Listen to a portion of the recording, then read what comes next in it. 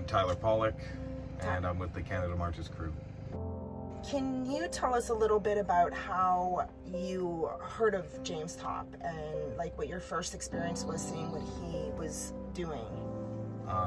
So after what happened with the convoy, I was feeling pretty low, and I thought about suicide at a low moment in my life, and kind of asked the universe why I was here if I couldn't help.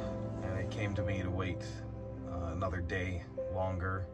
And the next morning I saw James on, I believe, Marcel Ernie's racing channel, of James walking out of a crowd with his uniform on. And it seemed very brave and like something that I could do because I couldn't get to Ottawa. So I started getting together all the things I needed right after that.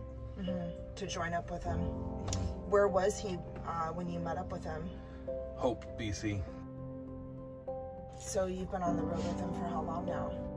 Oh, that would be 114 days for me. 114 days.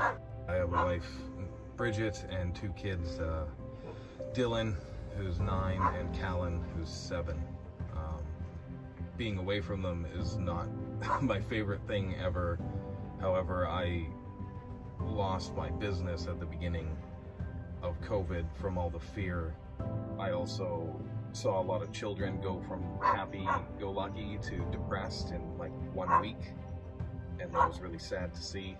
Since you've been on this journey with James, can you tell me your own personal experience with it? How has this journey affected you?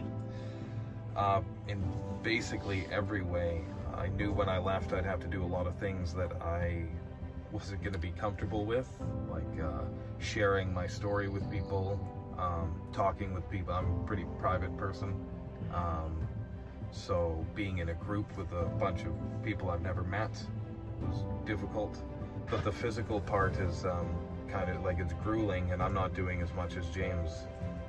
I've only done like a handful of full days and like, you know, maybe 50-kilometer days a couple of times, but that's actually kind of peaceful.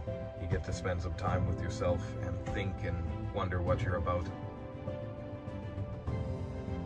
and reflect on why I'm here and what I'm doing and what it means.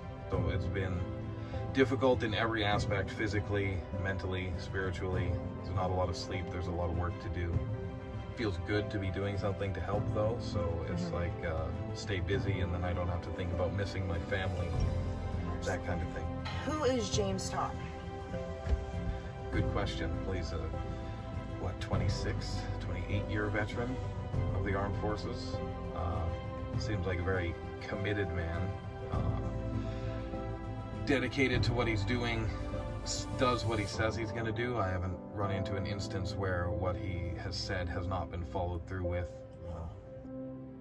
At the start of all of this, I couldn't run 100 meters with my rucksack on, and over time and effort I've learned how to go out and run for a 6K or an 8K and come back and feel pretty good. And I've learned how to run with my ruck on for a leg, and it's all up in your head. So a lot of what's going on is mental.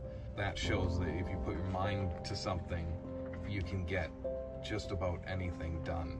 And a lot of self-sacrifice, and you need to put away your ego at times and keep working towards a goal, even when maybe you're upset or you would rather do something for yourself. And if you can do that, you can kind of give an example to other people how they might do that, which is what James has done for me personally.